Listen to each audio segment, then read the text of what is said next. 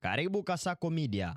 Marekani imesema itasitisha ufadhili wa programu nchini Afrika Kusini zinazolenga kupambana na kuenea kwa virusi vya ukimwi na ugonjwa wa ukimwi.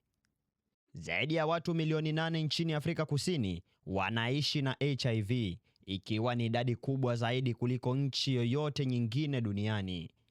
Wizara ya mambo ya nje ya Marekani imeonekana kuhusisha uamuzi huo na madai ya kwamba Afrika Kusini imeshindwa kulinda jamii ya Waafrika wenye asili ya kizungu, madai ambayo serikali ya Afrika Kusini imekuwa ikiyakana mara kwa mara.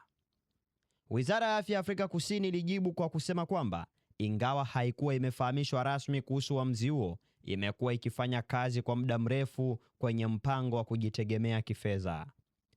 Hadi mwaka 2025, Marekani ilikuwa ikiunga mkono juhudi za Afrika Kusini kwa kupambana na virusi vya HIV kwa takribani dola milioni 400 za Marekani kwa mwaka kupitia mfuko wa dharura wa rais kwa kukabiliana na ukimwi. Hata hivyo, tangu kuapishwa kwa Donald Trump, uhusiano kati ya nchi hizo mbili umeendelea kudhorota. Muda mfupi baada ya kuingia madarakani, Trump alitoa amri ya kiutendaji akidai kwamba sera nyingi za Afrika Kusini zimeondoa usawa wa fursa na kuchochea vurugu dhidi ya wamiliki wa ardhi wanaodaiwa kubaguliwa kwa misingi ya rangi. Serikali ya Afrika Kusini imepinga madai hayo na pia imezungumzia uhitaji wa sera yake iliyoanzishwa kurekebisha ukosefu wa usawa wa kiuchumi wa enzi ya ubaguzi wa rangi. Basi kwa kupata mengi zaidi, jiunge na Kasako Media.